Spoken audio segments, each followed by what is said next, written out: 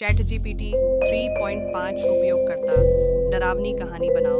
Chat GPT रेवेंसवुड के शांत शहर में जीर्ण शीर्ण इमारतों के किनारों पर परछाइयां चिपकी हुई थीं और सड़कों पर एक भयानक कोहरा छाया हुआ था। किंवदंती ने बाहरी इलाके में एक शापित हवेली के बारे में बात की जो दशकों से परित्यक्त थी। जिज्ञासा ने एमिली को जकड़ लिया। एक चांदनी रात में उसे अपने अशुभ द्वार की ओर खींच लिया। जैसे ही उसने अंदर कदम रखा, हवा में